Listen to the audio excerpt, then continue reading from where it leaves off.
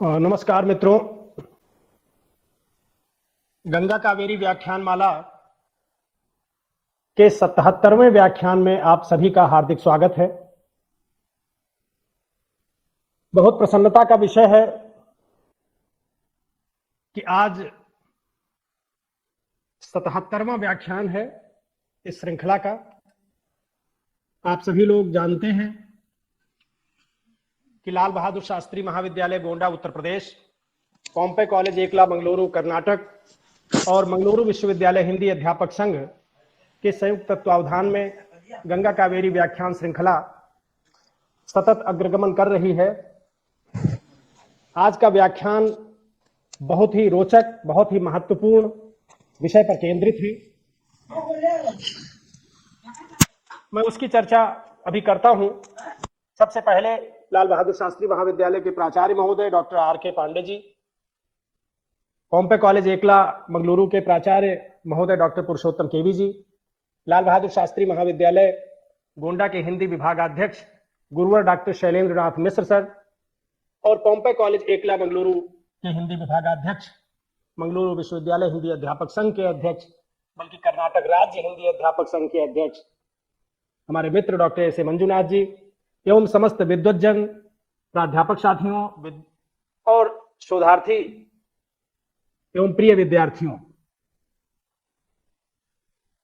बहुत खुशी का आज मौका है इस लिहाज से भी कि 76 व्याख्यान संपन्न हो चुके हैं। आज 77वीं कड़ी है और बहुत ही जरूरी विषय पर, महत्वपूर्ण विषय पर, हिंदी फिल्मों और वेब सीरीज पर आज का ये बिल्कुल नया विषय है। अब तक जितने विषय पर व्याख्यान हुए हैं उसमें यह विषय नहीं आ पाया था।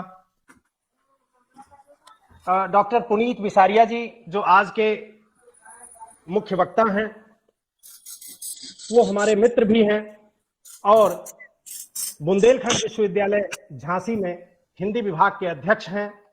काफी लंबा साथ हमारा उनका रहा है।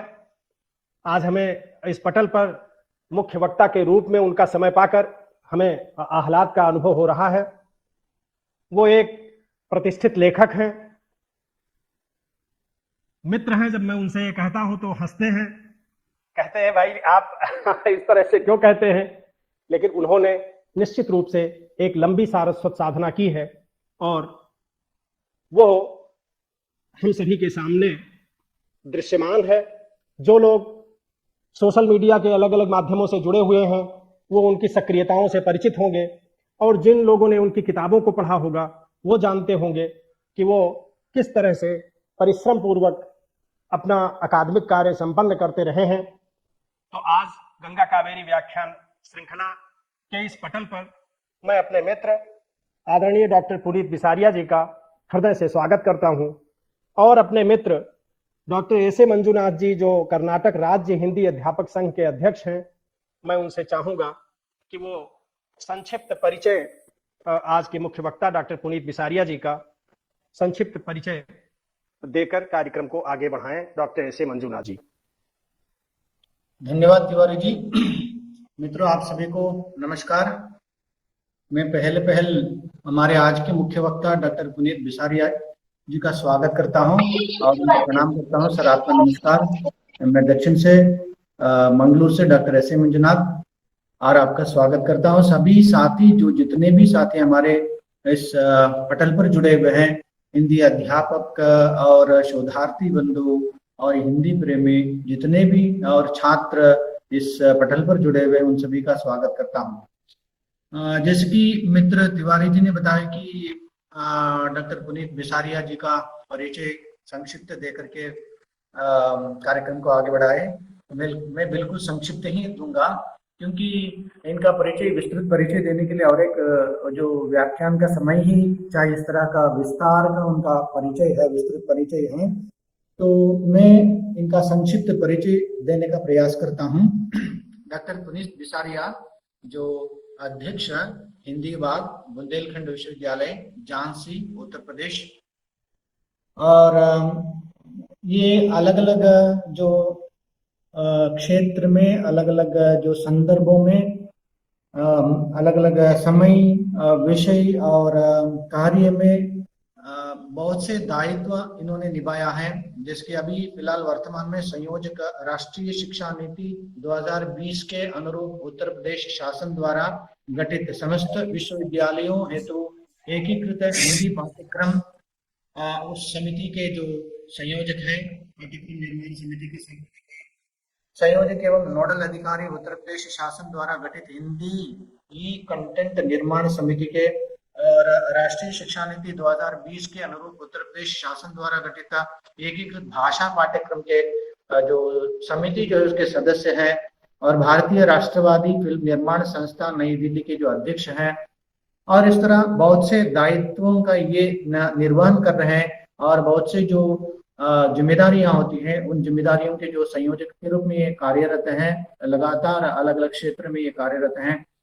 और जैसे कि मेरे मित्र ने बताया कि सारस्वत जो उनकी साधना जो है बहुत विस्तृत साधना है, बहुत से जो पत्रिकाओं के ये संपादक हैं, संपादक रह चुके हैं और संपादन का कार्य अभी कर रहे हैं। तो इनके द्वारा कुल प्रकाशित 36 पुस्तकें हैं, उनके द्वारा प्रकाशित 36 पुस्तकें हैं, और प्रकाशित शोध पत्र और आलेख 91-90 से ज्यादा शोध पत्र और आलेख इनके द्वारा प्रकाशित है। और इनकी ये साधना, सारस्वत साधना के लिए अलग अलग सम्मान और पुरस्कारों से ये अलंकृत है। 26 पुरस्कारों से ये अलंकृत है, और अन्य 11 दायित्व जैसे मैंने अभी बताया उस दायित्व में वे काम कर रहे हैं। और 2200 से ज्यादा संगोष्ठियों में आमंत्रित अतिथि के रूप में व्याख्यान दे चुके हैं। तो इस तरह इनका जो कार्य क्षेत्र है, प्रकाशित पुस्तकों में जैसे कि शोध कैसे करें, पृष्ठ, और उसके बाद हिंदी काव्य और संचार कौशल और व्यक्तित्व विकास, इस तरह की अलग अलग कृतियां हैं। उन कृतियों में उनके आलेख प्रकाशित है, और उनकी पुस्तक राष्ट्रीय चेतना के सजग प्रहरी है, डॉक्टर निशंक, और वीरवर सरदार भगत सिंह की प्रशस्ति का अनुपयोग राग, इस तरह की जो अलग अलग पुस्तकों का इन्होंने जो कार्य किया है। और बहुत से जैसे पत्रिकाएं जो है उनका संपादन भी किया है। तो वर्तमान में ये बुंदेलखंड विश्वविद्यालय में हिंदी विभाग के अध्यक्ष के रूप में कार्यरत हैं। तो आज का यह अत्यंत, क्योंकि हमारे इस व्याख्यान में इस विषय से संबंधित यह नया व्याख्यान है, तो आज के इस व्याख्यान में अपना बहुमूल्य समय देकर के हमारे इस व्याख्यान माला में अपना वक्तव्य प्रस्तुत करने हमारे साथ जुड़े हुए डॉक्टर पुनीत बिसारिया जी, आपका स्वागत है। धन्यवाद मित्र डॉक्टर एस ए मंजुनाथ जी। आज के मुख्य वक्ता डॉक्टर पुनीत बिसारिया जी का आपने संक्षिप्त परिचय दिया। आपने ठीक किया, आपने केवल नंबर्स गिनाए, क्योंकि उनकी बहुत लंबी जो है सीवी है। और थोड़ा मैं बता दूं, मैं जालौन जनपद में मथुरा प्रसाद महाविद्यालय कोंच में 14 साल हिंदी अध्यापन में रहा। बाद में एकल स्थानांतरण के तहत लाल बहादुर शास्त्री महाविद्यालय गोंडा में आ गया। तो वहीं आपसे मेरी मित्रता हुई, और आप उस समय नेहरू कॉलेज ललितपुर में थे। बाद में बुंदेलखंड विश्वविद्यालय झांसी में जब नया हिंदी विभाग बना, और उस समय आप यहाँ पर एसोसिएट प्रोफेसर के रूप में आपका चयन हुआ। और हम लोग साथ में, हम और डॉक्टर बिसारिया साथ में बुंदेलखंड यूनिवर्सिटी का जो इंस्टीट्यूट है उसका हिंदी में अनुवाद जो है कार्य साथ में मिल करके हमने किया। और इसी तरह से कुछ अन्य जो आप पुस्तक संपादन करते रहे उसमें भी साथ में कुछ हमसे वो लिखवा लेते थे कह करके थोड़ा। तो आज बड़ा खुशी का मौका है वाकई कि हमारे मित्र, और जो लगातार मैं देखता हूँ, मैं बहुत कुछ सीखता रहता हूँ उनसे, इसमें कोई संशय की बात नहीं है। वो निसंदेह उनको सरस्वती की कृपा प्राप्त है। ऐसे हमारे मित्र डॉक्टर पुनीत बिसारिया जी, उनको हम इस पटल पर सादर आमंत्रित करते हैं। हिंदी सिनेमा और वेब सीरीज कल, आज और कल, ये उनका वक्तव्य विषय है। डॉक्टर बिसारिया जी, आपका स्वागत है। बहुत बहुत धन्यवाद डॉक्टर जयशंकर तिवारी जी। सबसे पहले मैं गंगा कावेरी व्याख्यान माला के आयोजक द्वय के प्रति कृतज्ञता ज्ञापित करता हूं कि उन्होंने इस महत्वपूर्ण मंच पर मुझे सिनेमा और वेब सीरीज जैसे विषय पर बोलने के लिए आज अवसर प्रदान किया। इस मंच पर विगत व्याख्यानों में मैं कई बार श्रोता के रूप में जुड़ा रहा हूं और अनेक महत्वपूर्ण विद्वानों के व्याख्यानों को सुनने का मुझे अवसर प्राप्त हुआ है और तिवारी जी तथा मंजुनाथ जी की सक्रियता से मैं स्वयं बहुत प्रभावित हूं, अभिभूत हूं, क्योंकि अलग अलग विषयों के वक्ताओं को प्रति शनिवार इस मंच पर बुलाना और अपने साथ जोड़कर कुछ महत्वपूर्ण व्याख्यान न सिर्फ करवाना बल्कि उनका YouTube लिंक भी बाद में शेयर करना, ये बड़ा ही श्रम साध्य काम है और एक चुनौती भी है कि लगातार इस श्रृंखला को 77 सप्ताह लगभग 1.5 वर्षों से आपने जारी रखा है, जिसके लिए आप दोनों बधाई के पात्र हैं। मेरा व्याख्यान का विषय 2 भागों में विभाजित है। पहले भाग में मैं सिनेमा की चर्चा करूंगा, विशेषकर हिंदी सिनेमा, क्योंकि अगर सिनेमा के संपूर्ण परिदृश्य पर बात करें तो शायद एक दिन भी कम पड़ेगा। और वेब सीरीज जो अभी हाल में 7-8 वर्षों में बहुत तेजी से लोकप्रिय होती एक विधा है, जिसने सिनेमा का एक प्रकार से वैकल्पिक मनोरंजन के रूप में हस्तांतरण किया है और इस कोविड के दौर में विशेष रूप से ओटीटी प्लेटफॉर्म के माध्यम से या यूट्यूब के माध्यम से वेब सीरीज ने अपार लोकप्रियता अर्जित की है। तो इन दोनों विषयों को मैं जोड़ते हुए अपनी बात आपके सामने रखने का प्रयास करूंगा। जहां तक सिनेमा का सवाल है, सिनेमा को 108 वर्ष हो गए, भारतीय सिनेमा को। 1913 से आज 2022 109वां वर्ष चल रहा है और 1913 से 1931 तक जो समय है, अगर हम उसको इसमें से हटा दें, क्योंकि वो मूक सिनेमा का दौर था, तो 1931 से सवाक सिनेमा से अगर हम हिंदी सिनेमा को प्रारंभ होता हुआ पाएं तो 1931 से लगभग 91 वर्ष हमारे हिंदी सिनेमा को हो गए हैं। तो दोनों दृष्टि से हम एक लंबा सफर तय करके आए हैं और हिंदी सिनेमा ने इस बीच किस प्रकार से अपने को विकसित किया है, इस पर बहुत विस्तार से तो नहीं चर्चा कर पाएंगे, लेकिन एक विहंगावलोकन करने का प्रयास मैं आप सबके सामने अवश्य करूंगा। कई बार सिनेमा को मजाक में सीने में मां कहकर पुकारा जाता है और शायद वो दीवार फिल्म का अमिताभ बच्चन का वो संवाद कि मेरे पास मां है, उससे प्रभावित होकर सिनेमा को सीने और मां से जोड़ दिया जाता है। लेकिन सिनेमा सिर्फ इतना ही नहीं है, सिनेमा इससे कहीं बहुत बहुत बहुत आगे की चीज। और इसी तरह से वेब सीरीज। तो मैंने सिनेमा के 3 शब्दों सा, ना और मां को अलग अलग तरीके से पकड़ते हुए, इनके अलग अलग संदर्भों को उठाते हुए सिनेमा की व्याख्या करने की कोशिश की है। शायद आपको ठीक लगे। सिनेमा में सा से साहित्य, ना से नाट्य और मां से मनोरंजन, इन 3 शब्दों से सिनेमा को हम व्याख्यायित कर सकते हैं। और ये सिनेमा 1931 से 1970 के दौर के सिनेमा की मैं बात कर रहा हूं। जब मैं साहित्य, नाट्य और मनोरंजन, इन 3 शब्दों से सिनेमा को व्याख्यायित करता हूं, तो लगभग 40 वर्ष का सिनेमा हमारा इस व्याख्या में शामिल हो जाता है। लेकिन जब मैं सन 70 के बाद तथाकथित एंग्री यंग मैन का उदय होता है हिंदी सिनेमा में, और उसके बाद सिनेमा से ज्यादा महत्वपूर्ण नायक की छवि हो जाती है, तो उस समय सिनेमा की व्याख्या बदल जाती है और उस समय सिनेमा हो जाता है सस्तापन, नग्नता और मसाला। और वो अब तक लगभग हम देखते हैं कि सन 2000 तक लगभग मान लीजिए यही स्थिति बनी रहती है।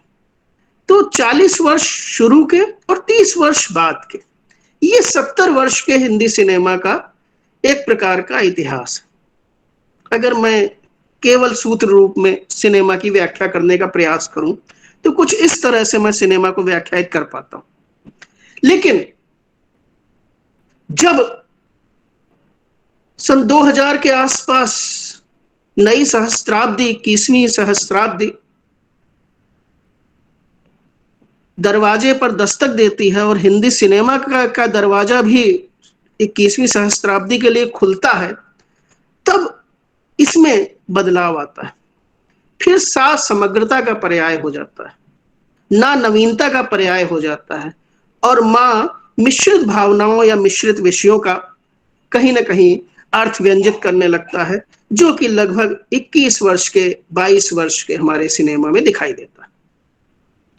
ये मोटे तौर पर मैं सिनेमा को 3 तरह से इस प्रकार से व्याख्यायित करता हूं कि सिनेमा ने पिछले 90-91 वर्षों के अपने दौर में इस तरह से व्याख्यायित अपने को किया है। बहुत लोग मजाक में सिनेमा को बहुत सारे अलग अलग तरीके की संज्ञाओं से विभूषित करते हैं कि सिनेमा का मतलब, एस का मतलब सिर्फ शाहरुख शाहरुख शाहरुख, या जिसको मैं कहना नहीं चाहता, आप लोग सब समझदार हैं, वो भी अर्थ माना जाता है। लेकिन इन 3 कालखंडों को, इन 3 प्रकार की परिभाषाओं से अगर हम देखें तो पूरे सिनेमा का एक परिदृश्य, हिंदी सिनेमा का एक परिदृश्य जो सनम से मसान तक आता है। सनम मानुष की बात करता था, मसान शमशान की या मृत्यु की बात करता है। तो सिनेमा का यह पूरा एक प्रकार का परिदृश्य है जिसने एक सकारात्मकता से नकारात्मकता की ओर बहुत तेजी से छलांग लगाई, क्योंकि 30-40 वर्ष का समय किसी भी दृष्टि से सिनेमा जैसे एक व्यापक फलक, व्यापक कैनवास वाले माध्यम के लिए बहुत अधिक नहीं होता। लेकिन बहुत तेजी से ये बदलाव हमने सिनेमा में देखा है। जहां तक हम प्रारंभिक दौर की फिल्मों की बात करें तो अवाक या मूक दौर की जो फिल्में हुआ करती थी, उसमें हम सब जानते हैं कि पौराणिक या धार्मिक विषयों को फिल्म का विषय बनाया जाता था। पहली हमारी जो भारत की फिल्म है सत्य हरिश्चंद्र, हम सब जानते हैं, जो कि राजा हरिश्चंद्र की सत्यवादिता से प्रेरित होकर के दादा साहब फाल्के ने बनाई थी। और इसके बाद एक लंबी श्रृंखला है जो दादा साहब फाल्के की फिल्मों के अलावा अन्य फिल्मों में भी हम देखते हैं कि यही विषय लगभग कमोबेश हमें देखने को मिलते हैं। चाहे वो गंगा अवतरण हो, चाहे वो नल दमयंती हो, चाहे शकुंतला हो, इस प्रकार की ढेरों फिल्में हमें अवाक या मूक फिल्मों के दौर में देखने को मिलती हैं। लेकिन जब फिल्म माध्यम सवाक होता है और 1931 में जो आलम आरा फिल्म बनती है, वहां से फिर सिनेमा का, हिंदी सिनेमा का एक प्रकार से जन्म होता है, जिसको शुरू में हिंदुस्तानी सिनेमा कहकर पुकारा जाता है। और बाद में यह तथ्य सभी लोग स्वीकार कर लेते हैं कि हिंदुस्तानी नाम की कोई भाषा नहीं है, वास्तव में ये हिंदी ही है। तो इसे हिंदी सिनेमा के नाम से बाद में पुकारा जाने लगता है। वहां से सनम और मसान की ये यात्रा पूरी सिनेमा की हम देखते हैं। मसान भी एक फिल्म है, इसलिए मैंने उसको संकेतों में आपको उसके अर्थ को व्यंजित करने का प्रयास किया है। तो वहां से सनम जन्म लेता है, वहां से प्रेमी प्रेमिका के कहानियां तेजी से आगे बढ़ती हैं, इतिहास की कहानियां आती हैं हमारे सामने। सोहराब मोदी जैसे लोग आते हैं, विमल रॉय आते हैं, देविका रानी आती हैं, और फिल्मों में नए नए विषय उसके बाद आने लगते हैं। और इस पड़ाव में, इस सिनेमा की इस यात्रा में कई ऐसे पड़ाव आते हैं जिन पड़ावों को हम देखकर कह सकते हैं कि हिंदी सिनेमा ने बहुत कुछ सार्थक दिया है। 1936 में हम देखते हैं अछूत कन्या फिल्म आती है, जो अपने कथ्य के कारण बहुत अधिक लोकप्रिय होती है, जिसमें एक ब्राह्मण लड़के की का प्रेम है एक दलित लड़की से, और उसमें ना जाने कितने अवरोधक आते हैं, और उसके बाद वह नायक जो है अशोक कुमार और नायिका देविका रानी को प्राप्त करने में सफल होता है। अब आप सोचें कि सिनेमा कितना मॉडर्न रहा होगा कि सन 1936 में वो अंतरजातीय विवाह की बात कर रहा था। 1939 में वो नीचा नगर फिल्म बनाते हैं चेतन आनंद, जो कैंस फिल्म फेस्टिवल में जाकर पुरस्कार हासिल करती है। और उस फिल्म में नीचा नगर का मतलब जो स्लम में रहने वाले लोग हैं उनकी परेशानियों को बताया जाता है। और बाद में ऐसी ही एक फिल्म 2006 में स्लम डॉग मिलियनेयर के नाम से आती है, जो कि कई पुरस्कार, ऑस्कर के कई पुरस्कार प्राप्त करने में सफल रहती है। तो हिंदी सिनेमा के कैनवास को अगर देखें तो धीरे धीरे वो विकसित हुआ है। आप इसके बाद आए, अब चूंकि सारे वर्ष हम नहीं ले सकते तो मुख्य मुख्य फिल्मों को लेंगे। हो सकता है आपको लगेगा कि कोई महत्वपूर्ण फिल्म छूट गई, लेकिन समय की सीमा है और विषय इतना बृहद है कि इसको अगर 1-1.5 घंटे में समेटना है तो मुझे कुछ क्रूर होना पड़ेगा और कुछ फिल्मों को छोड़ना भी पड़ेगा। तो इसके बाद मैं जब बात करता हूं तो अगली जो मेरी दृष्टि पड़ती है वो पुकार की मैं चर्चा कर चुका हूं, जो जहांगीरी न्याय पर आधारित थी, जिसमें जहांगीर के दरबार में एक घंटा लगा रहता है। उसकी कहानी है कि 24 घंटे में कोई भी उस घंटे को बजाकर न्याय प्राप्त कर सकता है। तो वो कहानी बताना उतना आवश्यक नहीं है, बस इतना आप समझ लें कि वो किस प्रकार से न्याय करता है। अब वो भले ही काल्पनिक हो या सत्य, ये अलग प्रश्न हो सकता है, लेकिन मनोरंजक की दृष्टि से, एक एंटरटेनमेंट वैल्यू की दृष्टि से ये फिल्म बहुत लोकप्रिय होती है। और इसके बाद औरत फिल्म 1940 में आती है, और जिसका रीमेक 1957 में मदर इंडिया के नाम से आता है। उसकी चर्चा बाद में।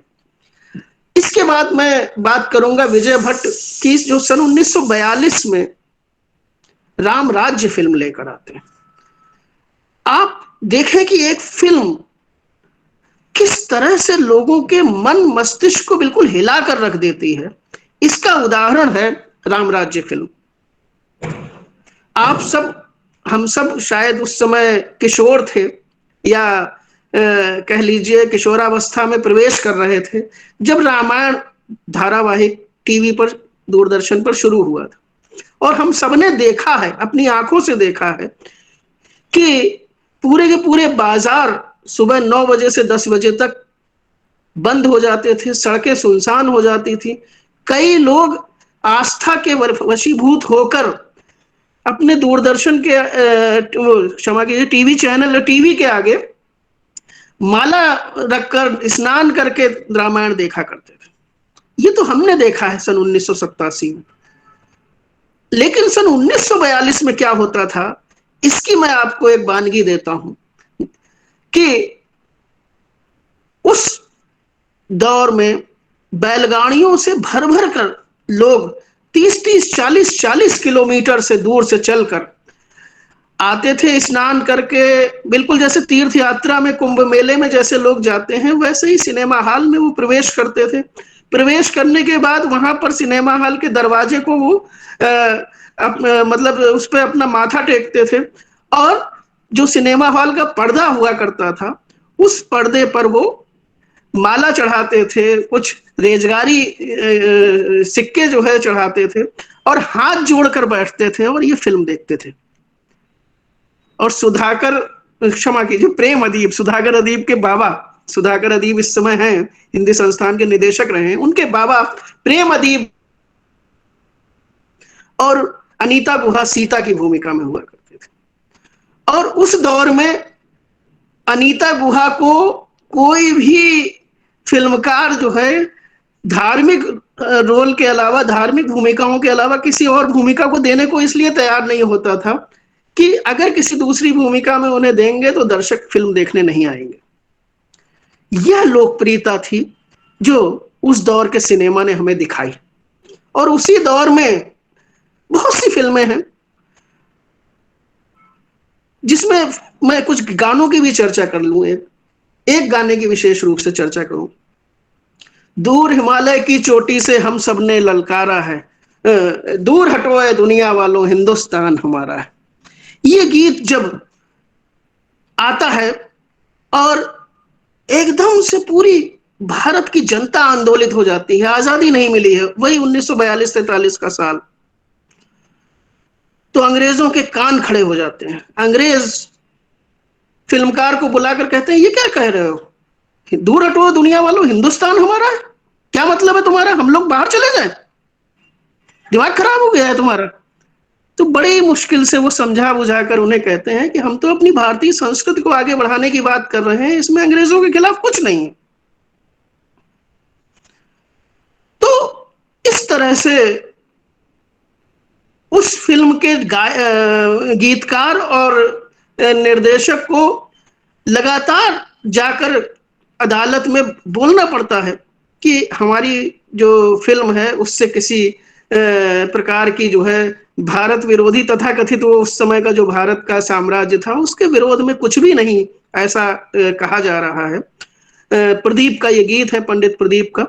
और प्रदीप जी को भी कई माह तक भूमिगत रहना पड़ा था इस गीत को लिखने के बाद, क्योंकि अंग्रेजों की कोप दृष्टि उन पर पड़ गई थी। और यह गीत स्वतंत्रता संग्राम के सेनानियों ने भी प्रभात फेरियों में गाना शुरू कर दिया था। ऐसी लोकप्रियता हमारी हिंदी सिनेमा ने आम जनता तक जागरूकता की दृष्टि से भी दी है। उसके बाद सन 1948 के आसपास, 48 ही कह लीजिए, 47 में उन्होंने काम शुरू कर दिया था राज कपूर ने। एक फिल्म लेकर आते हैं आग, एकदम युवा निर्देशक, और आग फिल्म लेकर आता है जो कि सुपर फ्लॉप होती है। और उस दौरान जो फिल्मी आलोचक थे वो राज कपूर की बड़ी आलोचना करते हैं, कहते हैं कि ये जो व्यक्ति है इसको फिल्म की कोई समझ नहीं है और सिर्फ एक बड़े बाप का बेटा है इसलिए दौलत गंवा रहा है, क्योंकि पृथ्वीराज कपूर के वो पुत्र थे। लेकिन वो हिम्मत नहीं हारते हैं और बरसात फिल्म के निर्माण की घोषणा करते हैं। ये बात है सन 1948 की, देश नया नया आजाद हुआ था। और बाबू भाई पेंटर एक बहुत बड़े उस जमाने के समीक्षक हुआ करते थे, वो एक लेख लिखते हैं, उसमें बड़े व्यंग्यात्मक तरीके से वो बोलते हैं कि आग में राज कपूर का जो कुछ जलने से रह गया था वो बरसात में बह करके और खत्म होने वाला है। लेकिन राज कपूर थे। जब वो फिल्म आती है तो उन्होंने सब नए लोग उसमें लिए थे। वो सबसे पहले शैलेंद्र और हसरत जयपुरी को लेकर आते हैं गीतकार के रूप में, शंकर जयकिशन की जोड़ी को संगीतकार के रूप में लेकर आते हैं और एकदम नई फिल्म, एक नई नायिका नरगिस के साथ बनाते हैं। जिया बेकरार है, छाई बहार है, आजा मोरे बालमा तेरा इंतजार। इस तरह के सुपर हिट गीतों से ये फिल्म सुपर डुपर हिट होती है। और इसके बाद फिर राज कपूर का सिक्का बोलने लगता है। और इसी दौरान, इसी के आसपास देवानंद और दिलीप कुमार, थोड़ा सा पहले दिलीप कुमार, इन तीन की तिकड़ी आती है और अपनी एक छवि, बहुत अच्छी छवि बनाती है सिनेमा में। और ये तिकड़ी बहुत ही अच्छे तरीके से फिल्मों को प्रस्तुत करती है। और देवदास के रूप में जो के.एल. सहगल ने शुरुआत में भूमिका निभाई थी, उस भूमिका को और आगे ले जाने का काम दिलीप कुमार करते हैं। बहुत सी फिल्में हैं उनकी, गंगा जमुना है, नया दौर है। नया दौर का तो एक गीत ऐसा है कि मुझे नहीं समझ में आता कि आजकल क्या, मतलब हम लोगों के पिताजी की भी शादियों में वो लोग नाचा करते थे, लेकिन वो गीत है देशभक्ति का, लेकिन उस पर फिल्मों में बारातों में क्यों नाचते हैं लोग, आज तक ये समझ में नहीं आया है कि ये देश है वीर जवानों का, अलबेलों का, मस्तानों का, इस देश का यारों क्या कहना, ये देश है दुनिया का कहना। इस गीत पर बारात में नाचने की क्या आवश्यकता है? ये आज तक मेरी समझ से भी बाहर है। लेकिन ये इस गीत की लोकप्रियता का प्रमाण है कि मेरी शादी में भी बजा और मेरे पिताजी की शादी में भी बजा और हम लोगों के बच्चों की शादियों में भी शायद बजे। इस तरह के लोकप्रिय गीत भी हमारे सिनेमा ने दिए हैं। और मैं तो बल्कि यहां तक कहता हूं कि हम किसी भी प्रकार की भावना को प्रकट करने के लिए हम भारतवासी अगर किसी सबसे उपयुक्त चीज का सहारा लेते हैं तो वो फिल्म है, वो भी फिल्मी गीत है। और उसमें भी 5वें दशक से लेकर 8वें दशक बल्कि और 7वें दशक तक ले जाएं, उस दौर के फिल्मी गीत।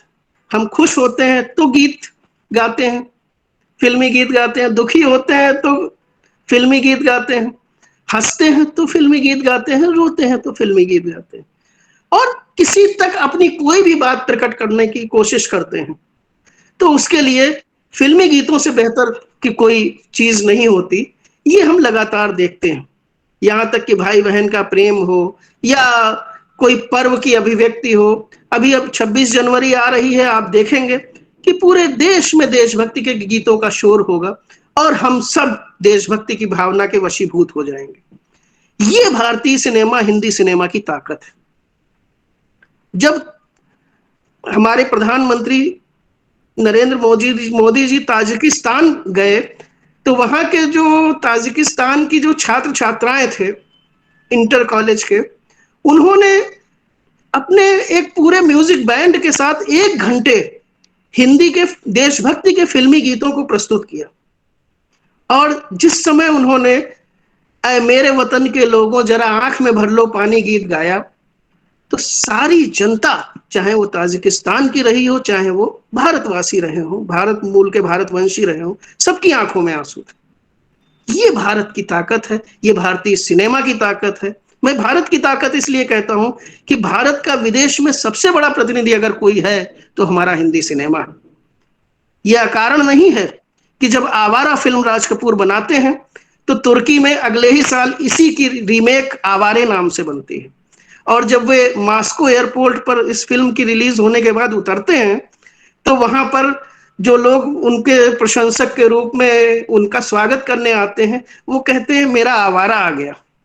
वो ये नहीं समझते कि आवारा का अर्थ क्या है। और आज भी आप मॉस्को चले जाएं तो आपको स्वागत करने वाले रूसी आपका स्वागत आवारा कहकर ही करेंगे। ये हिंदी सिनेमा की ताकत है कि एक फिल्म ने पूरे भारतवासियों को विदेश में आवारा बना दिया। ये हमारी ताकत है। वी शांताराम की चर्चा अभी हमारे किसी श्रोता ने की। वी शांताराम एक बहुत बड़े निर्देशक थे और उन्होंने नवरंग, झनक झनक, पायल बागजे जैसी भारतीय संस्कृति, भारतीय संगीत पर बहुत ही सुंदर फिल्में बनाई। एक फिल्म दो आंखें भरा आंख की जरूर मैं चर्चा करूंगा वी शांताराम की, जिस फिल्म ने यह दिखा दिया कि फिल्म कैदियों को, अपराधियों को सुधारने का माध्यम भी बन सकती है। और इस फिल्म के बाद हम सबने देखा कि न जाने कितने डाकुओं के राजनीतिज्ञों द्वारा आत्मसमर्पण कराए गए। और जयप्रकाश नारायण जी ने भी इस बात को स्वीकार किया था कि अगर दो आंखें बारह हाथ फिल्म न बनी होती तो शायद मैं दस्युओं का आत्मसमर्पण न करा पाता।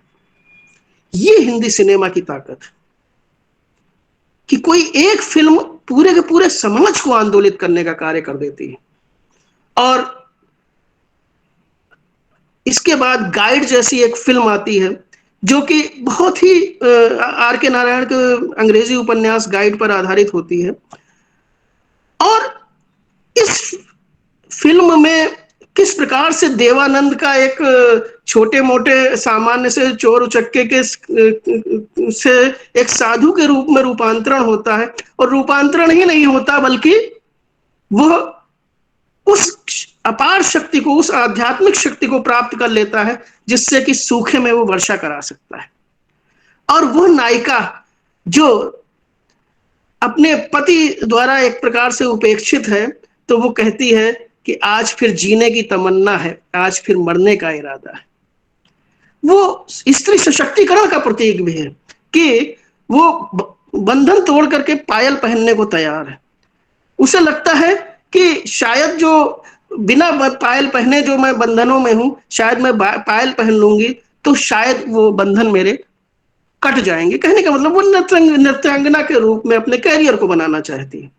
तो इस प्रकार की जो अभिव्यक्ति है, उससे स्त्री सशक्तिकरण की आहट भी सिनेमा में लगातार उसके बाद सुनाई देती है। हालांकि इसकी जो पृष्ठभूमि है वो हम देखते हैं कि नाडिया हंटर वाली 30-35 के दशक में ही रख चुकी थी और उन्होंने ऐसे हैरत अंगेज स्टंट दृश्य उस समय दिए थे कि बल्कि होना तो ये चाहिए कि अमिताभ बच्चन को पुरुष नाडिया कहना चाहिए, लेकिन ये देश का और कहीं ना कहीं हमारा दुर्भाग्य है कि हम चीजों को कहीं ना कहीं उल्टी दृष्टि से देखते हैं।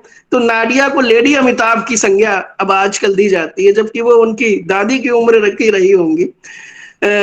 तो ये जो चीजें हैं वो इनसे जो है सिनेमा हमारा हर्षित भी होता है, गर्वित भी होता है और हम सिनेमा को एक ब्रांड के रूप में, एक भारतीयता के एम्बेसडर, राजदूत के रूप में दुनिया तक पहुंचाने का कार्य करते हैं।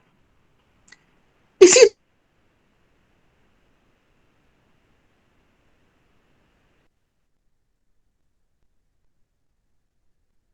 लगातार हिंदी सिनेमा को अपने अभिनय के जादू से आगे ले जाने का कार्य करते हैं, जिनमें सबकी चर्चा करना शायद संभव ना हो, लेकिन कुछ की चर्चा जरूर करूंगा, जिनमें जॉय मुखर्जी हैं, जिनमें आपके राजेश खन्ना हैं,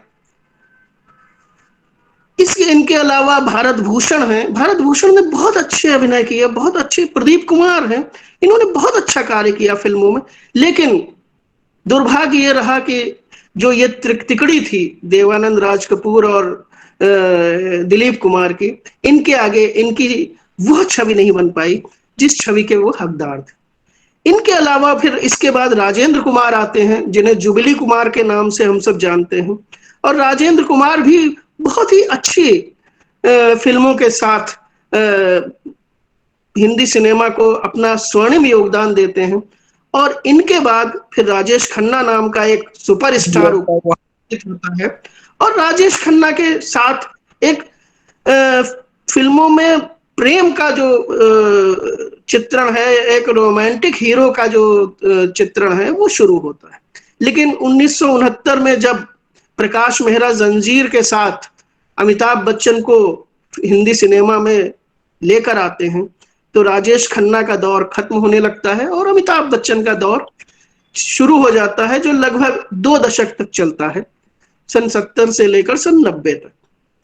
और इसी दौरान कुछ और भी क्लासिक फिल्में आती हैं, जिसमें फणीश्वर नाथ रेणु के उपन्यास पर आधारित कहानी पर आधारित तीसरी कसम उर्फ मारे गए गुलफाम कहानी पर आधारित तीसरी कसम जो फिल्म है।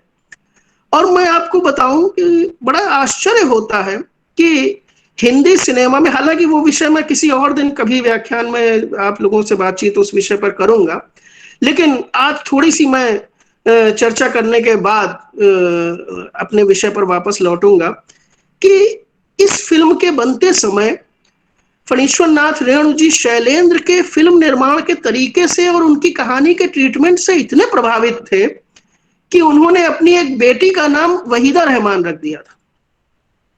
इतना अच्छा अभिनय कराया वहीदा रहमान से शैलेंद्र ने कि अपनी बेटी का नाम वो वहीदा रहमान रख देते हैं, और वो जहां जहां साक्षात्कार देते हैं वहां कहते हैं कि मेरी कहानी पर इससे बेहतर फिल्म कोई नहीं बना सकता। और दुर्भाग्य ये देखिए कि ये फिल्म फ्लॉप हो जाती है। लेकिन जब शैलेंद्र का इस सदमे में निधन होता है तो उसके बाद ये सुपर डुपर हिट फिल्म बनती है और पान खाए सैया हमारो पूरी दुनिया में लोकप्रिय हो जाता है, जिसका कि बाद में डॉन फिल्म में खाई के पान बनारस वाला रूपांतरण होकर आता है।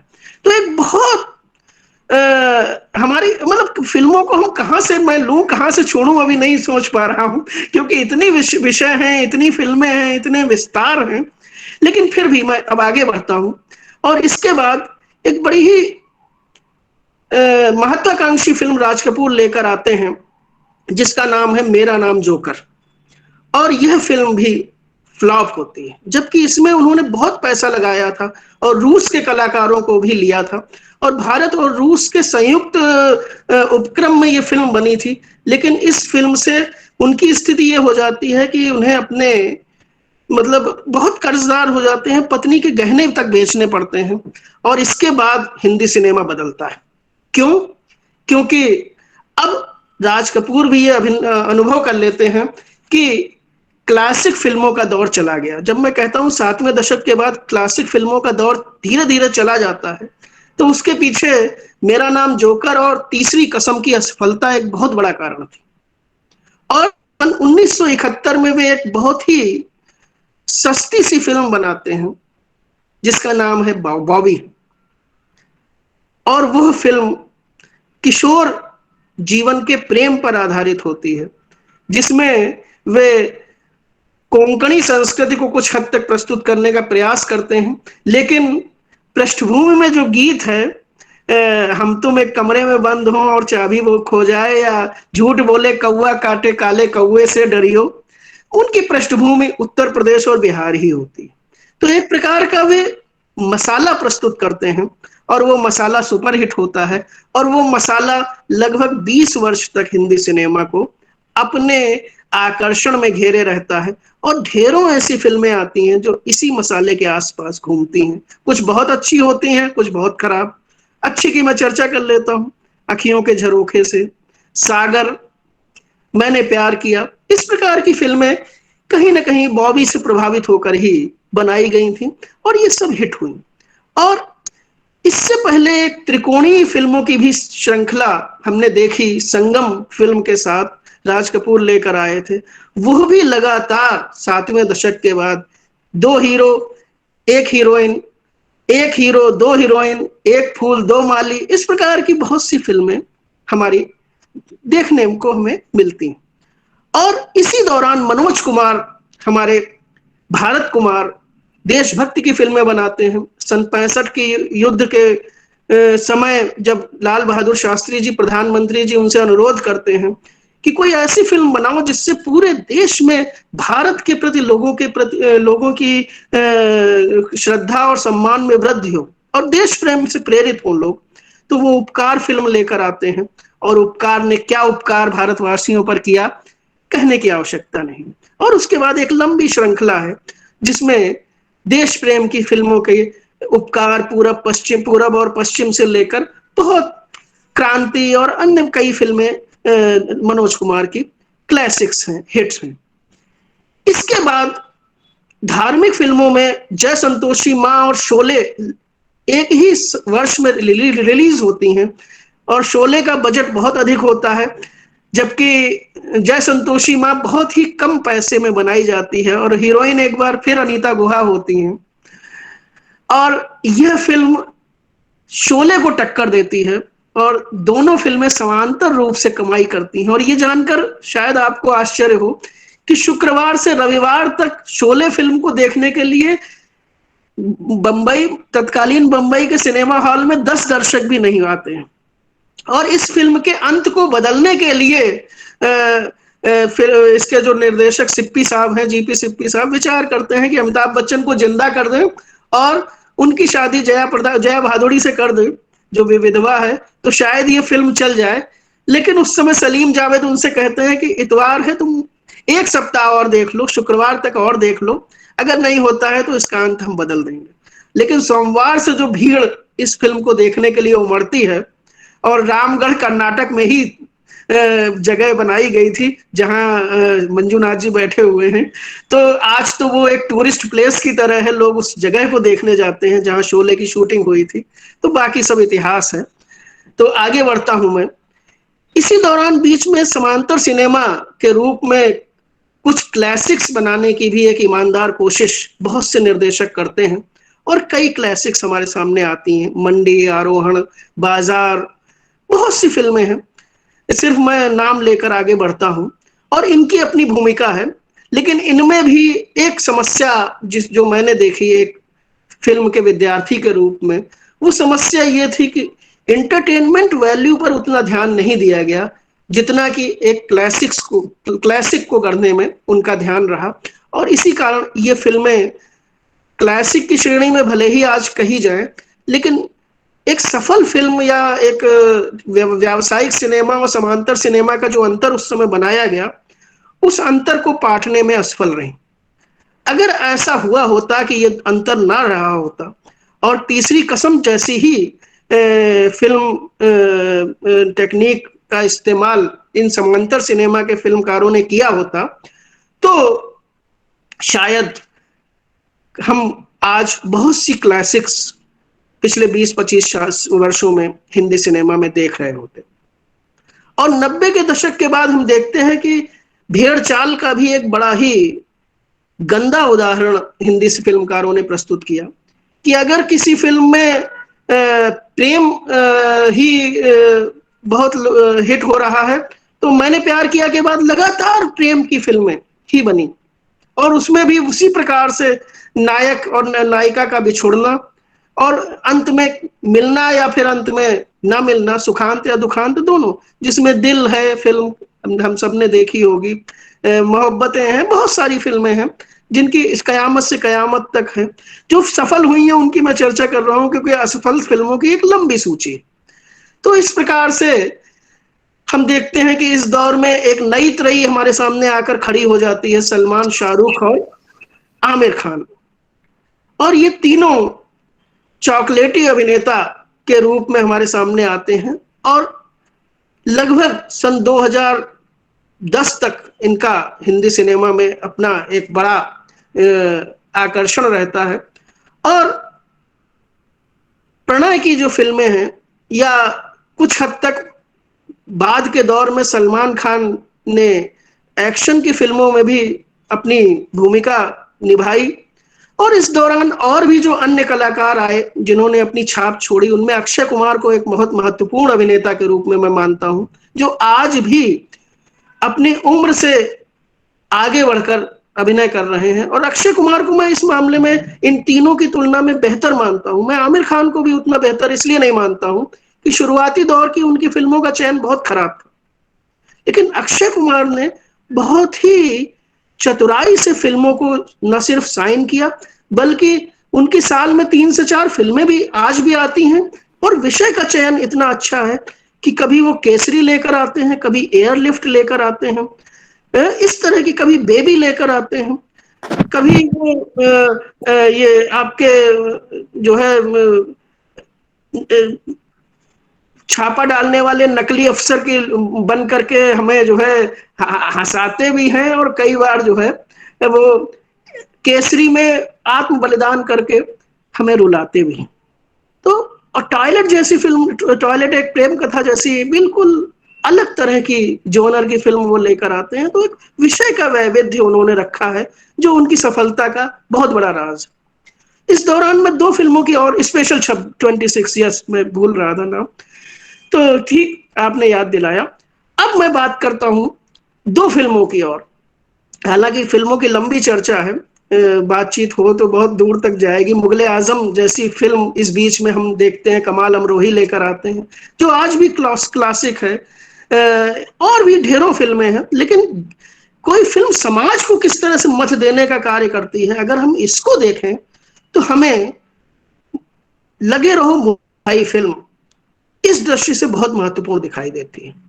मुन्ना भाई MBBS भी आती है, लेकिन उसमें जो खिलंदड़पन है, खिलवाड़ है, वो हमें उतना रोचक नहीं दिखाई देता जितना लगे रहो मुन्ना भाई में हमें देखने को मिलता है कि पूरा का पूरा देश भ्रष्टाचारियों, रिश्वतखोरों और अपराधियों को गुलाब का फूल देता नजर आता है। और ये हमने अपने समय में देखा है, ज्यादा पुरानी बात नहीं है, 15 वर्ष पहले।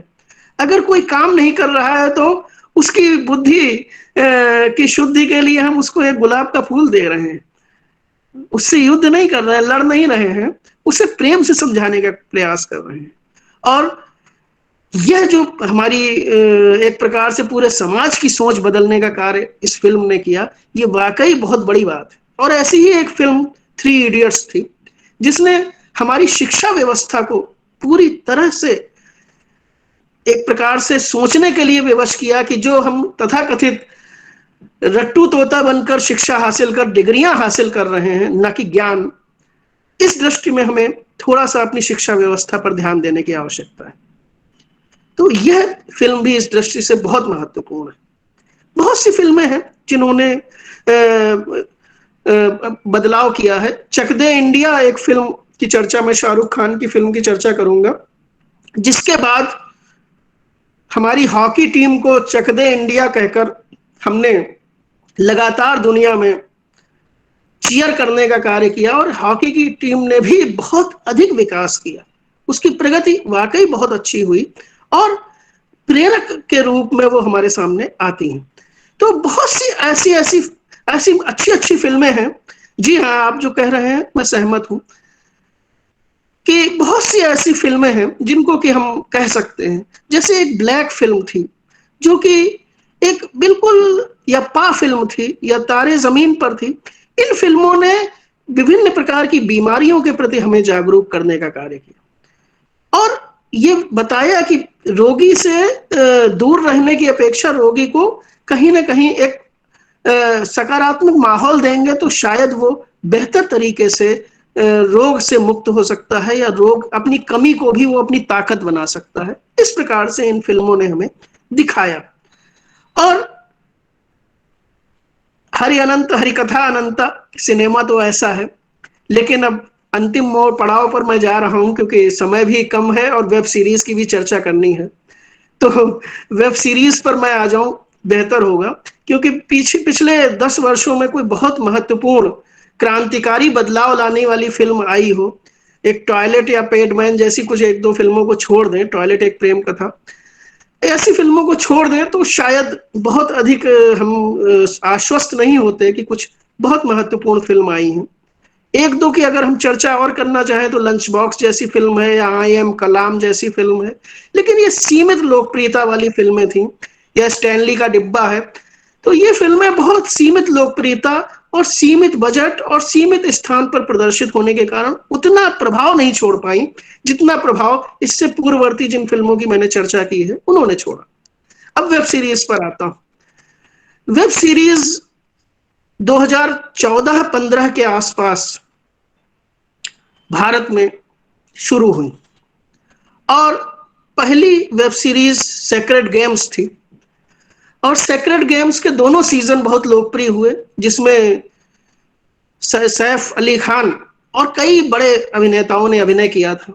लेकिन वेब सीरीज में मैं ये देखता हूं कि पाश्चात्य अंधानुकरण की ऐसी प्रवृत्ति है कि वेब सीरीज बनाने वाला कितना भी बड़ा, कितना ही अच्छा, कितना ही महत्वपूर्ण फिल्मकार क्यों ना हो, उसके मन में पहली बात यह होती है कि हमें इसमें भरपूर अंग प्रदर्शन रखना है, कोशिश करना है कि इतनी गालियां भर दो कि दर्शक बहुत प्रसन्न हो, और पाश्चात्य सभ्यता को इतना महिमा मंडित कर दो कि हिंदू धर्म या सनातन धर्म कहीं ना कहीं नेपथ्य में जाता प्रतीत हो।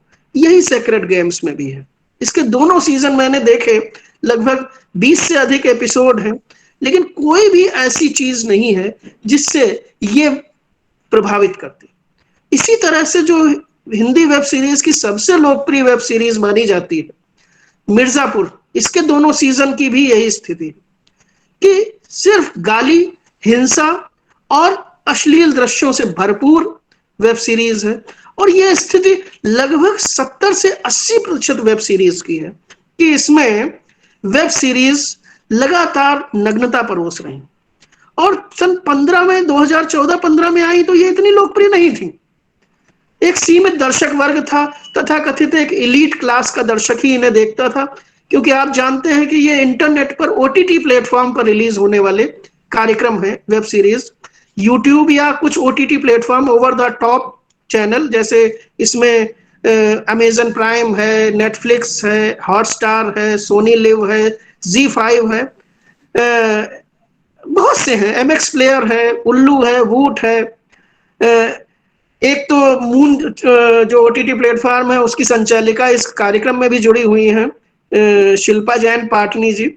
वो मून के नाम से उनका एक ओटीटी प्लेटफॉर्म है, उस पर भी काफी वेब सीरीज हैं। तो ढेर सारे हमारे पास विकल्प मनोरंजन के मिले। लेकिन 14-15 में इंटरनेट इतना तेज नहीं हुआ करता था जितना कि 2019 के बाद हुआ है। और इस कोविड के दौर में जब सारे सिनेमा हॉल बंद हो गए और मनोरंजन का साधन घर पर बैठकर मोबाइल देखना ही रह गया, तब वेब सीरीज बहुत तेजी से लोकप्रिय हुई।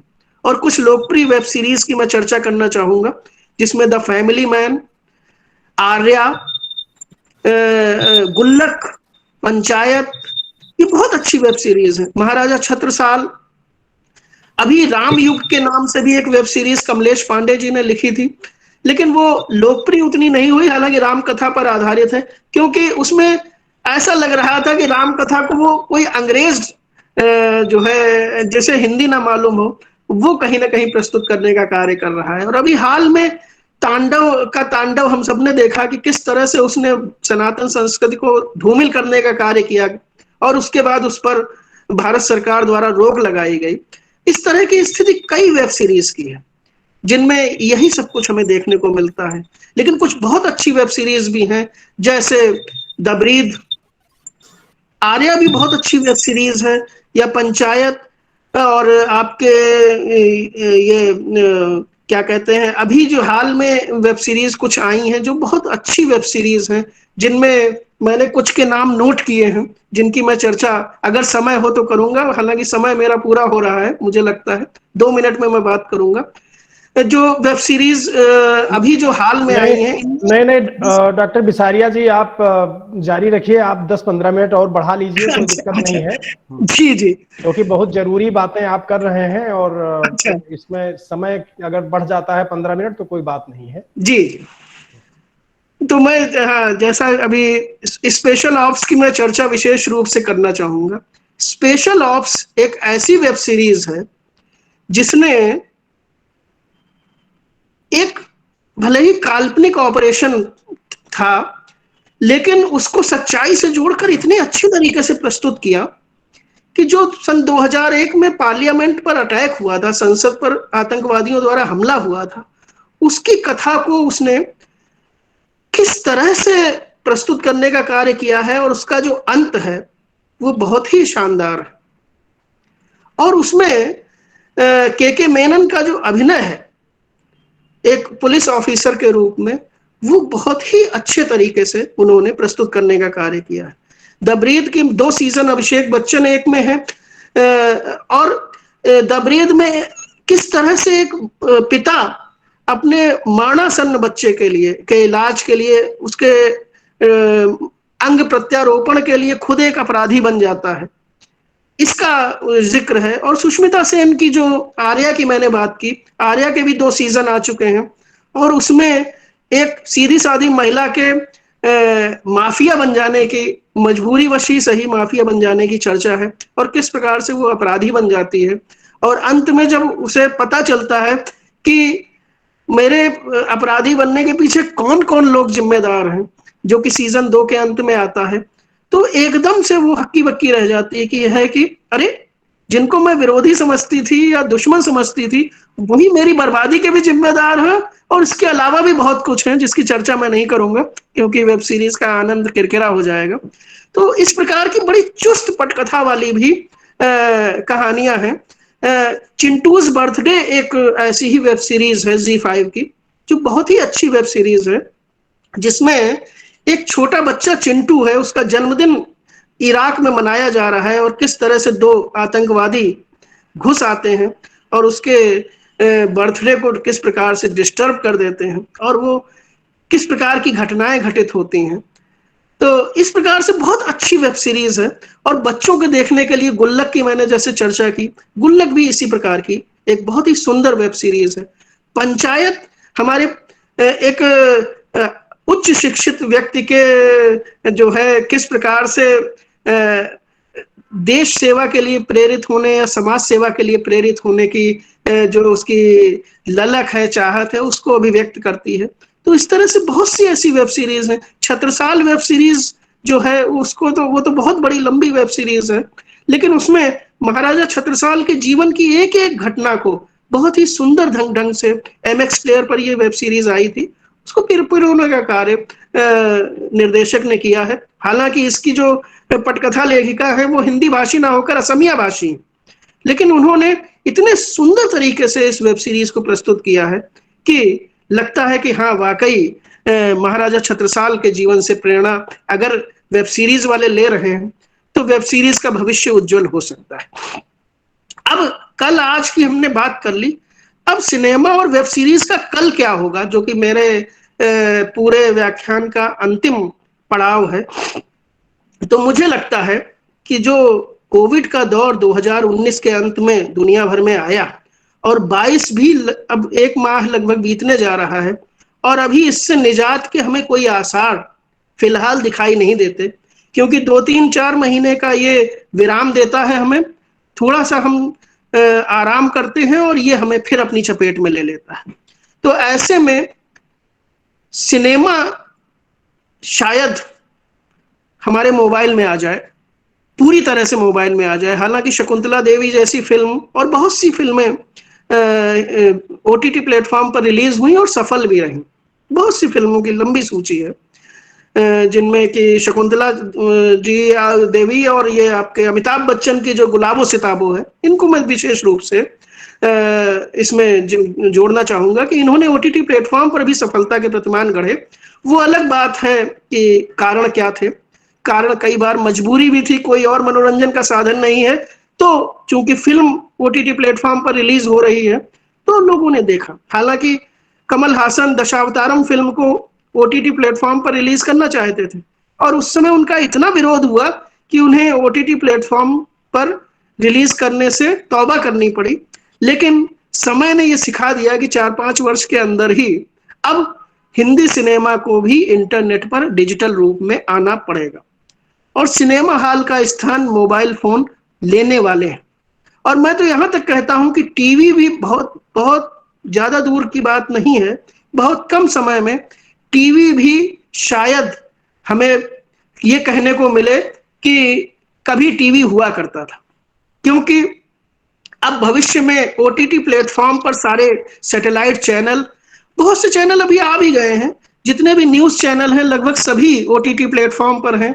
और अभी आपने हाल में देखा होगा कि टीवी पर जो सैटेलाइट चैनलों के महत्वपूर्ण मनोरंजक कार्यक्रम हैं वो सब OTT प्लेटफॉर्म पर आ रहे हैं। हम क्रिकेट मैच हॉटस्टार पर देख रहे हैं, जो भी भारत की टीम खेल रही है। हम जितने भी ये जो बिग बॉस जैसा बकवास कार्यक्रम भी हम वूट पर देख सकते हैं। तो इस तरह से सारे जो टीवी के कार्यक्रम हैं धीरे धीरे हमारे OTT प्लेटफॉर्मों पर या इंटरनेट पर यूट्यूब के माध्यम से आ रहे हैं। और इसने बहुत एक बढ़िया हमको अवसर दिया है कि अब कोई भी फिल्मकार बन सकता है, कोई भी कार्यक्रम प्रस्तोता बन सकता है और हम अपने मोबाइल के सहारे 15 मिनट से लेकर के 20 घंटे तक की फिल्म बनाकर OTT प्लेटफॉर्म या यूट्यूब पर निःशुल्क रिलीज कर सकते हैं। और रिलीज करने के बाद अगर उस फिल्म में जान होगी तो अपने आप विज्ञापन आएंगे, और नहीं आएंगे तो OTT प्लेटफॉर्म के द्वारा आप उसको प्रचारित भी कर सकते हैं और सफल भी हो सकते हैं। तो मुझे लगता है कि अब सिनेमा का भविष्य OTT प्लेटफॉर्मों पर ही सुरक्षित है और डिजिटल होना ही सिनेमा की जरूरत भी है, टीवी की जरूरत भी है और इंटरनेट तो पहले से डिजिटल है।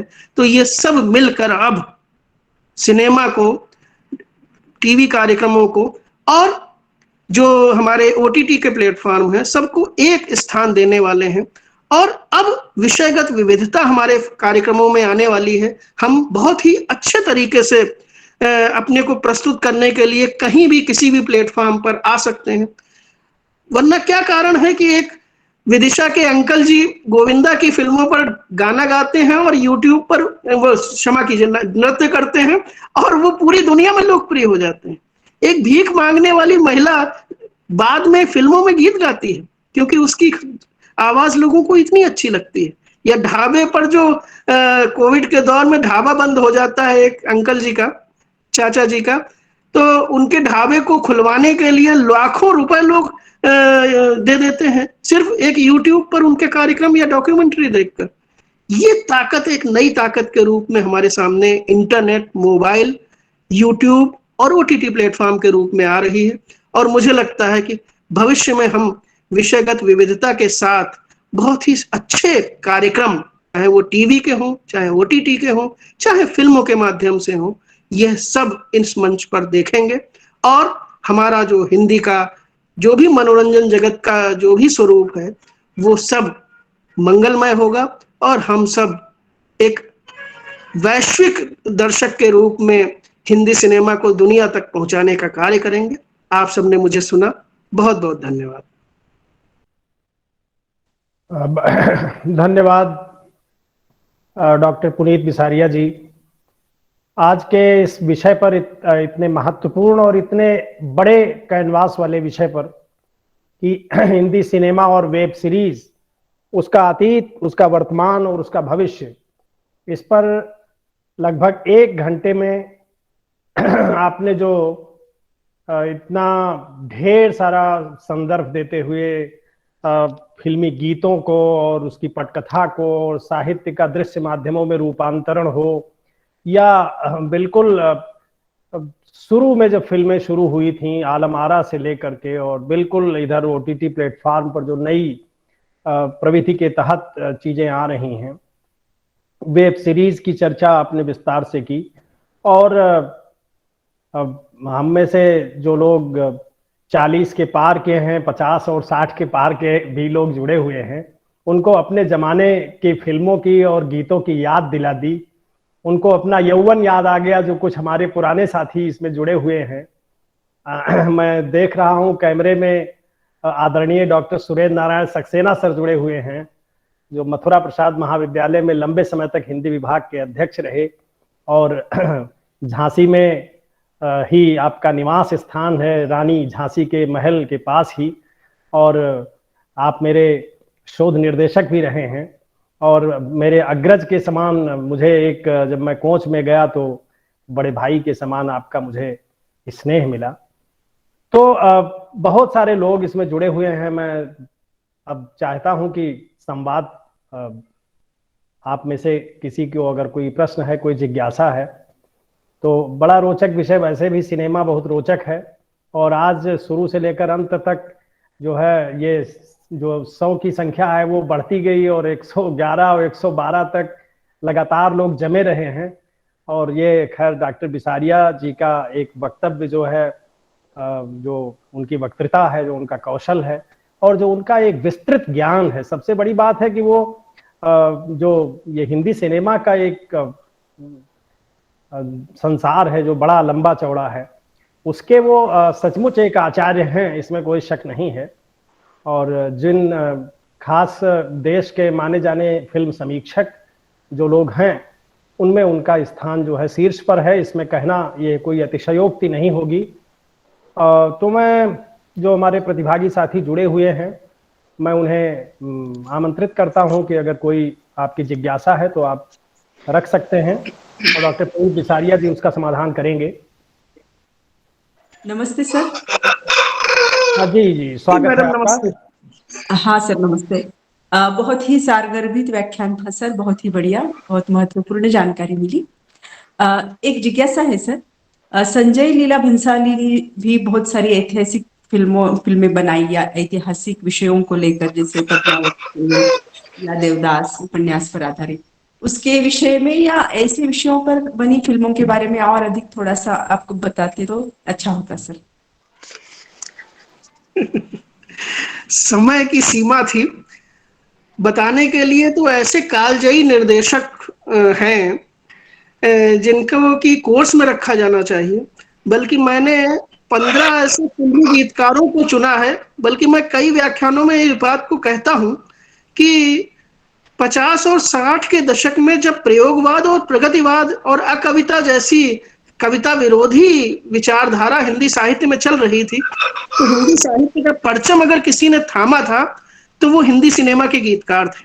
चाहे वो शैलेंद्र रहे हो, चाहे नीरज रहे हो, चाहे वो हसरत जयपुरी रहे हो, राजेंद्र कृष्ण रहे हो, प्रदीप रहे हो, इंद्रीवर रहे हो, एक लंबी श्रृंखला है। तो मैं तो कहता हूं कि बहुत सारा ऐसा विषय है जो कि साहित्य का भाग भी होना चाहिए, और बहुत से फिल्म निर्देशकों की हमें चर्चा भी करनी चाहिए। लेकिन 1 घंटे की समय सीमा में शायद मेरे लिए ये संभव, मेरे जैसे फिल्म के विद्यार्थी के लिए संभव नहीं था कि मैं सबको समेट पाता। लेकिन आपने सवाल किया संजय लीला भंसाली का, तो उनके संबंध में मैं जरूर बात कहना चाहूंगा। उनकी फिल्मों को मैंने किस दृष्टि से समझा है, इस पर जरूर अपनी बात रखूंगा कि संजय लीला भंसाली मूलतः व्यावसायिक निर्देशक है। वो जब राजस्थान जाते हैं तो घूमरो घूमरो गाते हैं, या बाजीराव मस्तानी बनाते हैं तो वो वहां मराठी का जो विदर्भ के जो लोकगीत हैं उनकी धुनों को कहीं ना कहीं लेने का कार्य करते हैं। लेकिन एक ऐतिहासिक निर्देशक की जरूरत नृत्य या बहुत ज्यादा संगीत ही नहीं होता, वो तो उसका एक महत्वपूर्ण अवयव है ही। इतिहास के साथ वो कितना न्याय कर पा रहा है, यह भी बहुत जरूरी होता है। और मुझे ये कहने में कोई हिचक नहीं है कि संजय लीला भंसाली अपनी फिल्मों में इतिहास के साथ कतई न्याय नहीं करते।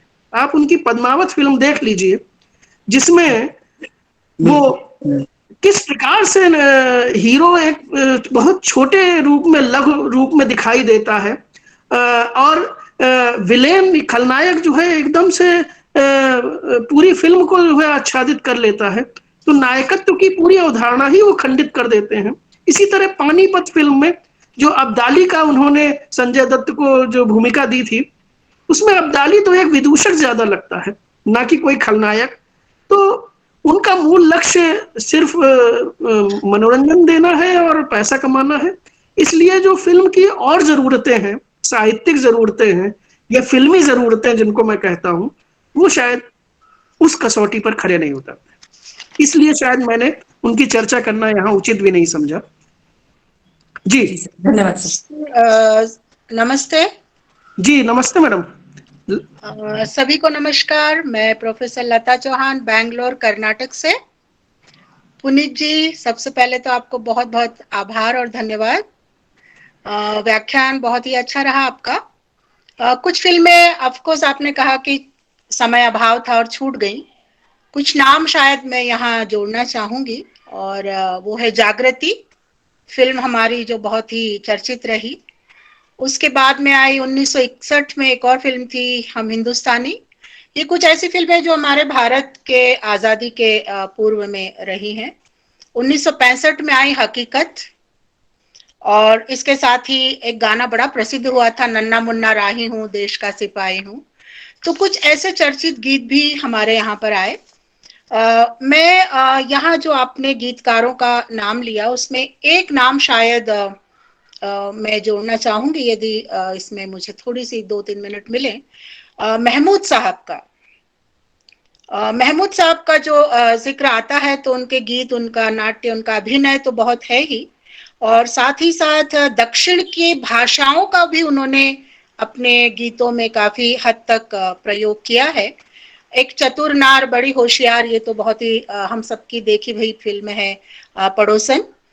और हम काले हैं तो क्या हुआ दिलवाले हैं, ये एक उनका बहुत ही चर्चित गीत।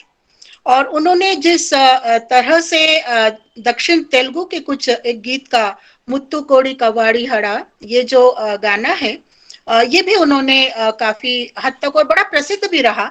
हालांकि हिंदी में उसका अर्थ लोग नहीं जान पा रहे थे, लेकिन उसको गाया बड़े ही जोश खरोश से।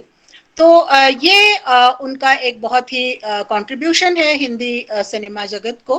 मैं भी एक विद्यार्थी के रूप में ही सिनेमा को पढ़ती हूँ हमेशा।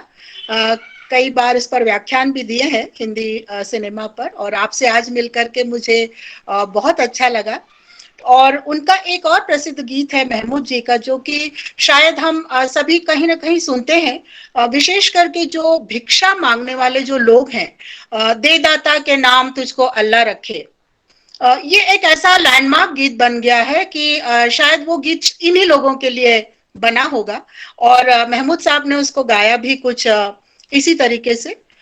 उसमें उन्होंने कुछ अंग्रेजी शब्दों के, कुछ फिल्मों में उन्होंने गीतों में अंग्रेजी के शब्दों का भी प्रयोग किया है। The whole thing is that कि भैया सबसे बड़ा रुपया, ये भी उनकी बहुत चर्चित फिल्म रही। तो महमूद साहब का नाम कहीं बीच में शायद छूट गया, आपके पास समय नहीं था। मुझे बिल्कुल इसका इल्म है, क्योंकि जब भी हम व्याख्यान करते हैं तो उसमें कई चीजें समेट नहीं पाते। तो मुझे इन सभी चीजों को सुन करके और आपके इस सुंदर व्याख्यान से मुझे भी काफी कुछ सीखने को मिला। और साधुवाद है हमारे आयोजकों का। मेरा सबसे पसंदीदा विषय आज आप लोगों ने रखा और उस सब के लिए मैं आपकी बहुत आभारी हूँ। और हाँ, लता जी, किसी ने लिखा है लता जी के गीत पर तो सभी भाव विभोर है। यदि समय होता तो मैं जरूर आपको अपना एक गीत सुनाती अभी, और 2 लाइन यदि कहें आयोजक तो मैं। जी जी, जरूर जरूर। चलिए, तो मैं आपको एक बहुत ही सुंदर सा गीत है। जिंदगी कैसी है पहेली, हाय कभी तो हंसाए कभी ये रुलाए। जिंदगी, राजेश खन्ना सर का आपने बहुत सा जिक्र किया था और उनके ऊपर जिंदगी से जुड़े बहुत सारे गीत राजेश खन्ना जी पर फिल्माए गए थे। तो बस इसी तरह से कुछ हमारे जो गीत है, पुनीत जी आपका बहुत आभार। बहुत से ऐसे गीत है मेरे पास, अभी हाथ में एक पेपर भी है जो मैंने तैयार किया था फिल्मी गीतों पर। तो आप सभी का बहुत बहुत आभार और बहुत धन्यवाद मुझे 2 शब्द गुनगुनाने के लिए। धन्यवाद धन्यवाद हेलो मैडम। दो प्रश्न। हेलो जी सर, बोले। पुनीत जी, जी सर। बहुत आरगर्भित व्याख्यान हुआ आपका। हिंदी धन्यवाद सर। सिनेमा के इतिहास को आपने बहुत सुंदर ढंग से प्रस्तुत किया और साथ ही साथ हिंदी सिनेमा तो जिसको कहा जाए हमारे पूरे समाज का समय समय पर प्रतिनिधित्व करता रहा है। गुलामी के समय वो गीत भी कभी भूला नहीं जा सकता कि मेरा जूता है जापानी, ये पतलून इंग्लिशतानी, सर पर लाल टोपी रूसी, फिर भी दिल है हिंदुस्तानी। साथ ही साथ समय समय पर सारे विषयों को हिंदी सिनेमा ने लिया, आपने बहुत सुंदर ढंग से प्रस्तुत किया। परंतु जो सबसे महत्वपूर्ण, जो अब ये हिंदी सिनेमा ने आगे जो प्रगति की है वेब सीरीज के रूप में, ये वाकई में बहुत बड़ी उपलब्धि है। अब वो इसमें वो सारे पाठक जुड़ गए जो कभी महीनों बरसों इंतजार करते थे कोई आर्ट फिल्म का, कि कोई आर्ट फिल्म आए देखें। बहुत सी वेब सीरीज जैसे पंचायत, अब पंचायत में जो दृश्यांकन किए गए हैं और जो विषय लिया गया वो इतना रोचक है को अगर वो थिएटर में चलता तो शायद वो हमारा सामान्य दर्शक जो केवल उस तरह का प्रेम संबंधी या फिल्मों का जो रहता है देखने को उत्सुक, वो उसे पसंद नहीं करता। परंतु इन वेब सीरीज के माध्यम से बहुत अच्छे विषय लिए जा रहे हैं। कुछ आर्या वगैरह तो खैर बड़ा लंबा है, वो उसमें ये चल रहा है, तो मैं भी नेटफ्लिक्स है और इन सबसे को जो हूँ, और इसका श्रेय कोरोना काल को भी जाता है। लोगों को जब लोग थिएटर में जाने में मजबूर हो गए और इसके बाद ये नेटफ्लिक्स हुआ और भी 3-4 जो भी आपने नाम लिए, मैं तो बेटा मेरा लगा देता है जब मैं डिनर के बाद में रात को कहता हूँ कि अब मैं 1-2 घंटे, तो ये वेब सीरीज जो है ये आगे चल के बहुत सफल होगी, क्योंकि घर बैठे साफ सुथरे वातावरण में आराम से कोजी होम में सर्दियों में रजाई में उड़े हुए आप एक फिल्म का आनंद ले रहे हैं और वो भी अपनी रुचि के अनुकूल। तो ये हिंदी सिनेमा ने जो एक आगे का प्लेटफॉर्म दे दिया, और वो बात आपकी सही है कि अब टीवी का भी अस्तित्व धीरे धीरे खत्म होता जा रहा है। बहुत अच्छा आपका व्याख्यान रहा, बहुत अच्छी प्रस्तुति रही। आपके सुखद भविष्य के लिए, उज्जवल भविष्य के लिए बहुत बहुत शुभकामनाएं। जी धन्यवाद सर। 2 प्रश्न आए हैं, वो भी ले लूं अगर आपकी अनुमति हो। अरे बिल्कुल बिल्कुल। एक प्रश्न बहुत ही अच्छा पूछा गया है डॉक्टर गिरिजा शंकर गौतम जी द्वारा। प्रश्न ये है कि क्या हिंदी फिल्मों को पाठ्यक्रम का हिस्सा बनाया जाना चाहिए? तो इस संबंध में मैं आपको पहले तो उत्तर प्रदेश की प्रगति से अवगत करा दूं।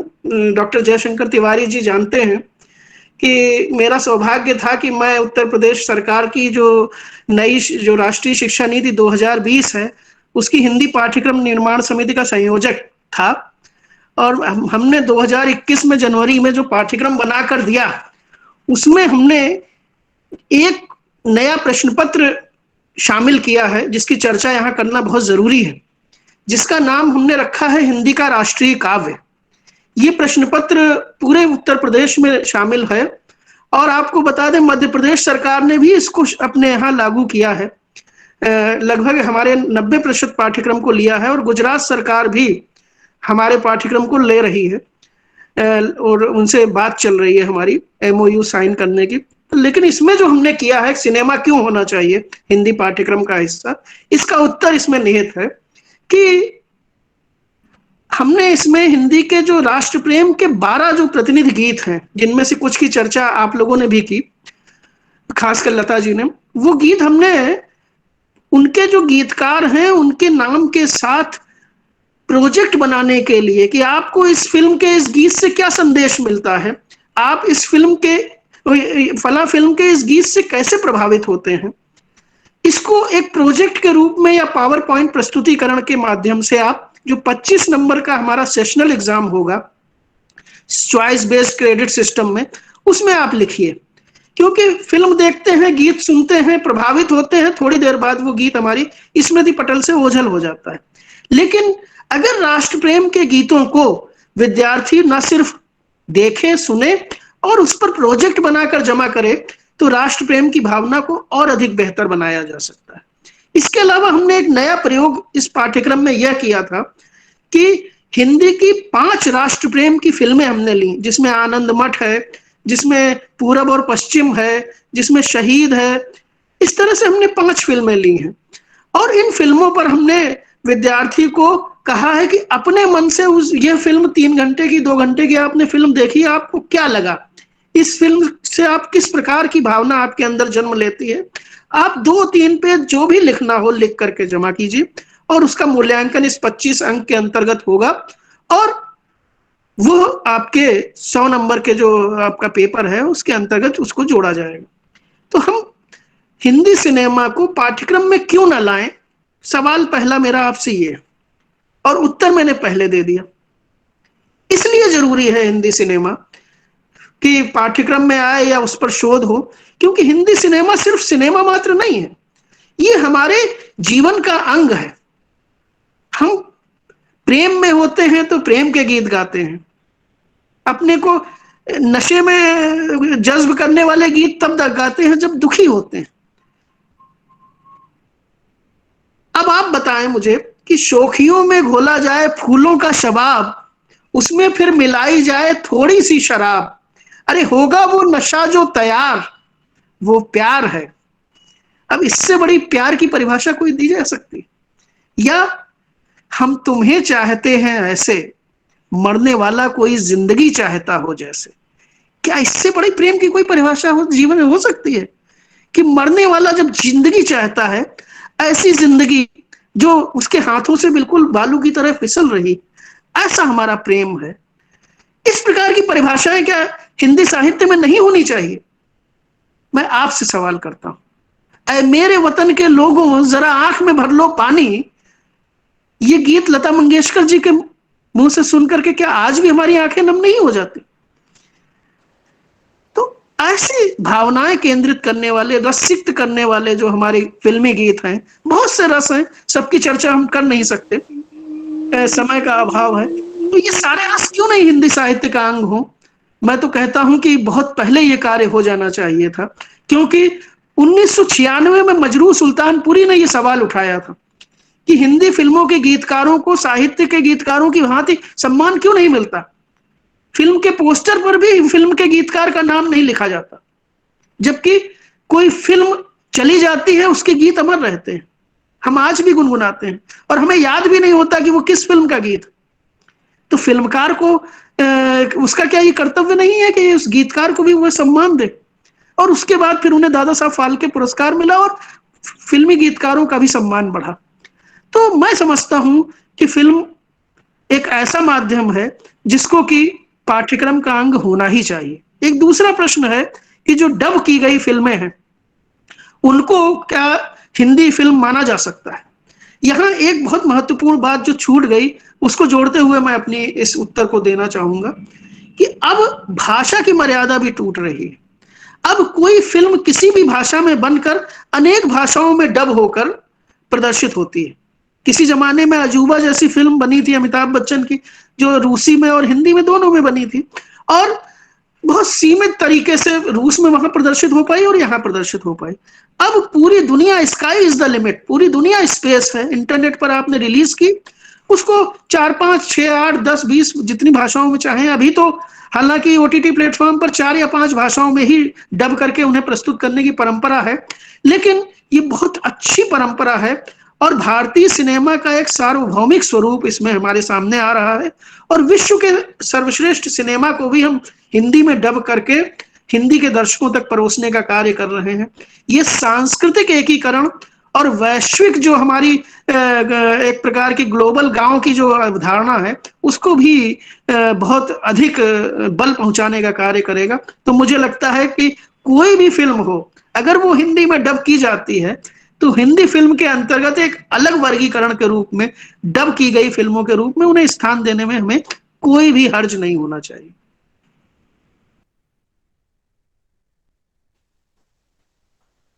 जी धन्यवाद डॉक्टर बिसारिया जी, बिल्कुल ठीक बात आप कह रहे हैं और मैं समझता हूं कि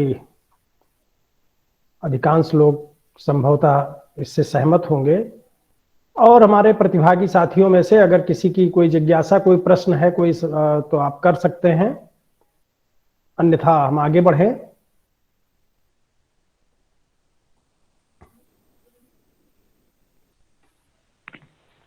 हेलो, हाँ नमस्कार सर। हाँ हाँ पूछिए। सर, जैसे आज़ादी के पहले जब साहित्य लिखा जाता था तो देश विरोधी जब साहित्य होता था या देश के बारे में जब बातें होती थी तो उसको जब्त कर लिया जाता था। तो क्या सिनेमा में भी ऐसा था कि आज़ादी के पहले देश भक्ति गीतों से या देश के ऊपर फिल्में बनती थी तो उनको भी मतलब दंडित किया जाता था, उनके निर्माताओं को या अभिनेताओं को? इसकी चर्चा मैंने अपने व्याख्यान में की थी सर की थी कि किस्मत फिल्म के लिए, लेकिन हाँ, इसकी चर्चा हो चुकी है और बहुत सी ऐसी फिल्में हैं जो आजादी से पहले और आजादी के बाद भी उन्हें दिखाने पर रोक लगाई गई। डॉक्टर कोटनीस की अमर कहानी जो सन 1932 में आई थी, उस फिल्म पर भी कई प्रकार के सवाल उठाए गए थे। हालांकि उस पर बंदिश तो नहीं लगाई गई, लेकिन उस फिल्म को भी कहा गया कि ये भारत को बहुत बढ़ा चढ़ा करके दिखाने, भारतवासियों के त्याग बलिदान को बहुत ज्यादा बढ़ा चढ़ा करके दिखाने की कोशिश है। हालांकि वो बायोपिक थी और डॉक्टर कोटनीस एक वास्तव में बहुत ही श्रेष्ठ डॉक्टर थे जिन्होंने वहां हमें चीन में जाकर के इलाज किया था, चीन के लोगों का। तो इस प्रकार के सवाल तो उठते रहे हैं, लेकिन आजादी से पहले कोई बहुत ऐसी बड़ी फिल्म हमें नहीं दिखाई देती जिस पर पाबंदी लगाई गई हो। लेकिन स्वतंत्रता के बाद आपातकाल के दौर में तो ऐसी अनेक फिल्में थी जिन पर पाबंदी लगाई गई। किशोर कुमार को तो मतलब उनके गीतों का तो आकाशवाणी पर, रेडियो पर बहिष्कार कर दिया गया क्योंकि उन्होंने आपातकाल का विरोध किया था।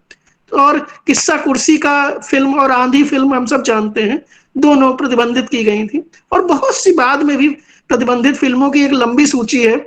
अगर इस पर हमें व्याख्यान देना होगा तो 10-15 मिनट उसके लिए भी चाहिए। इसलिए मैं संक्षेप में इतना ही कहूंगा कि प्रतिबंधित सिनेमा भी है, लेकिन परिमाण में वो उतना अधिक नहीं है जितना कि साहित्यिक जो हमारी कृतियां हैं प्रतिबंधित उस दौर में, वो अपेक्षाकृत अधिक है। जी सर, धन्यवाद। मैं कुछ कह सकती हूँ?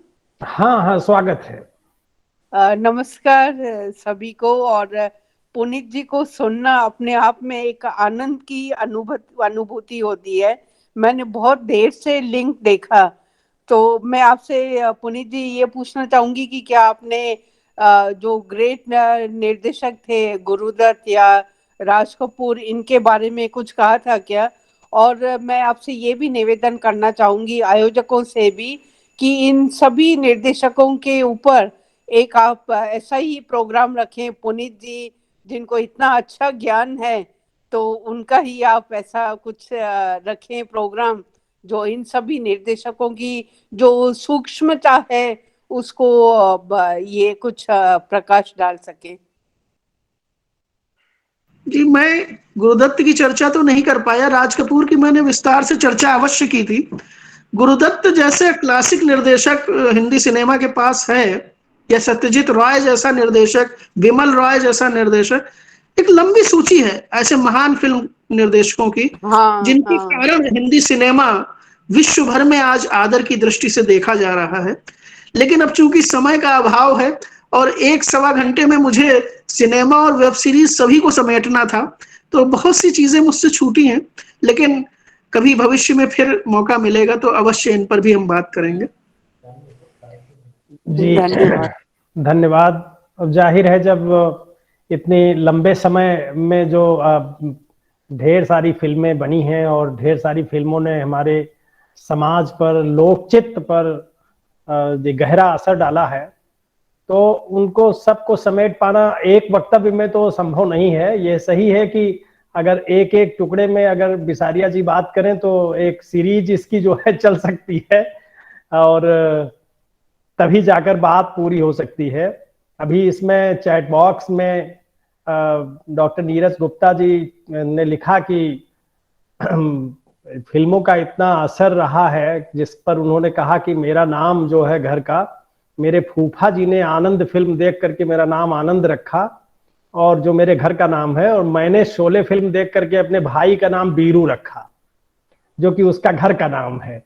अब आप सोच सकते हैं कि कितना व्यापक असर रहा है फिल्मों का। तो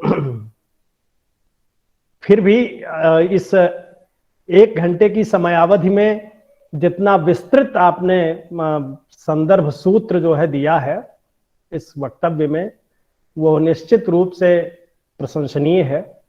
और अब मैं सब एक अपनी भावना प्रेषित करना चाहूंगी। जी जी पुनीत जी, हम लोग उस जमाने के हैं जब धर्मयुग, साप्ताहिक हिंदुस्तान या कादम्बिनी जैसी पत्रिकाएं आती थी, और मैं आपसे ये कहना चाहूंगी, और वो सत्य है, मैं अपने मन से ये भावना प्रेषित करना चाहती हूँ कि उन पत्रिकाओं को पढ़कर, उनका जो स्टैंडर्ड होता था उनको पढ़कर, अब वैसी तो पत्रिकाएं नहीं आती हैं, पर आपको सुनकर उन पत्रिकाओं की याद आती है। और आपने जो ये कहा कि साहित्य में इनका सबका योगदान हमें देखना चाहिए। हम जब स्टूडेंट थे तो हमें ये कहा जाता था कि जो फिल्मी गीतकार हैं उनका कुछ स्टैंडर्ड नहीं होता है और उनको हे दृष्टि से देखते थे, पर हम ये क्यों भूल गए कि उन्होंने क्या हिंदी का प्रचार नहीं किया है ऐसे लिखकर। तो हमें उनका अच्छा स्टैंडर्ड था।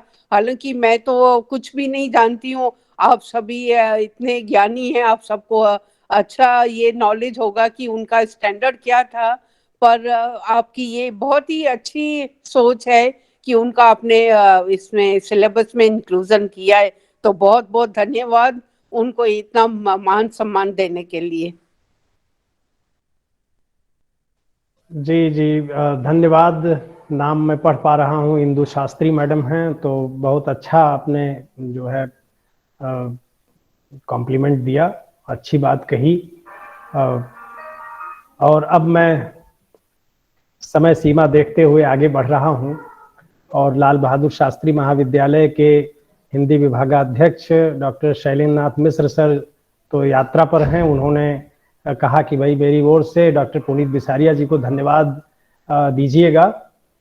मैं अपने मित्र डॉक्टर एस ए मंजुनाथ जी, जो कर्नाटक राज्य हिंदी अध्यापक संघ के अध्यक्ष हैं और मेरे जो है साथ साथ मिल करके हम लोग इस व्याख्यान श्रृंखला को आगे ले चल रहे हैं, उन्हें मैं सादर आमंत्रित करता हूं कि समस्त प्रतिभागी साथियों की ओर से धन्यवाद ज्ञापन करके कार्यक्रम को समापन की ओर ले चलें। डॉक्टर एस ए मंजुनाथ जी। धन्यवाद तिवारी जी, धन्यवाद बुलाने के लिए। तो मित्रों, आप सभी जानते हैं आज का एक महत्वपूर्ण विषय है और ये 1.5 घंटे तक सुनने पर भी हमें संतृप्ति नहीं है, क्योंकि यह इतना रोचक विषय है और भी हम सुनना चाहते हैं। और हमारे इस जो जमाने के फिल्में जो हैं, सुनते ही हम उस जमाने के मतलब उस समय चले जाते हैं। वहाँ हम जिसकी लाइन में खड़े होकर मैंने प्यार किया, शोले, इस तरह के फिल्में थिएटर में देखे थे, और उन दिनों को हम याद कर पाते हैं। तो इस तरह आपका व्याख्यान बहुत ही अत्यंत महत्वपूर्ण और रोचक व्याख्यान रहा। आजादी के पूर्व से लेकर के अब तक के जितने भी फिल्में बनी हैं, और उनमें से जो महत्वपूर्ण फिल्में जो जिसे हम क्या है मिलस्टोन कहा जाता है, लैंडमार्क कहा जाता है, उस तरह की फिल्मों के बारे में और जो निर्माण के बारे में, इस तरह आपने बहुत ही अत्यंत महत्वपूर्ण व्याख्यान हमारे सामने प्रस्तुत किया है। और भी एक बार आपको हम क्या है सुनना चाहते हैं। और फिल्मों के साथ साथ अपने वेब सीरीज पर जिस प्रकार जो आजकल के कोरोना के जो लॉकडाउन के संदर्भ में जिस प्रकार प्रभावित जो लोगों को किया है, और जिस प्रकार सभी प्रभावित हुए हैं और उनको देख पा रहे हो, वहां पर जिस तरह की जो अच्छी जो वेब सीरीज आ रही है, और उनके बारे में आपने हमारा ध्यान आकृष्ट किया है। तो हिंदी सिनेमा और वेब सीरीज, कल, आज और कल, इस विषय पर आपका व्याख्यान अत्यंत महत्वपूर्ण व्याख्यान रहा, रोचक व्याख्यान रहा। मैं अपने आयोजक मंडल की ओर से श्री लाल बहादुर शास्त्री महाविद्यालय गोंडा उत्तर प्रदेश और पॉम्पे कॉलेज एकड़ा मंगलुरु कर्नाटक और मंगलुरु विश्वविद्यालय हिंदी अध्यापक संघ की ओर से आपको हृदय से आभार प्रकट करता हूँ। आपका बहुत बहुत धन्यवाद सर, बहुत बहुत धन्यवाद। और इस 77वीं व्याख्यान में हमारे साथ जो उत्तर से लेकर के दक्षिण तक बहुत से जो हिंदी प्राध्यापक बंधु, शोधार्थी, विद्यार्थी जितने भी हमारे साथ जुड़े हुए थे, उन सभी का मैं हृदय से आभार प्रकट करता हूं, उन सभी को धन्यवाद देता हूं, क्योंकि इस तरह आप जुड़ते रहते हैं, हमारा प्रोत्साहन बढ़ाते रहते हैं। इसी वजह से हम 77वीं कड़ी पर उसको समापन की ओर आगे बढ़ रहे हैं, और आगे भी जिस तरह की श्रृंखलाएं कराने के लिए उत्सुक हैं।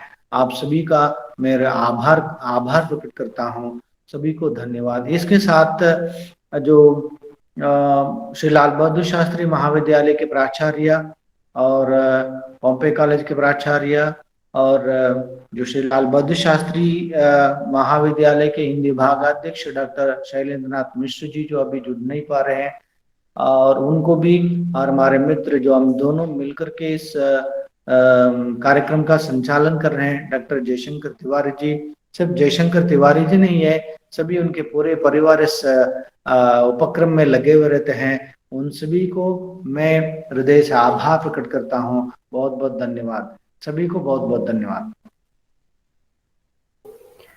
धन्यवाद ज्ञापन हेतु मित्र डॉक्टर एस ए मंजुनाथ जी, आपको भी धन्यवाद।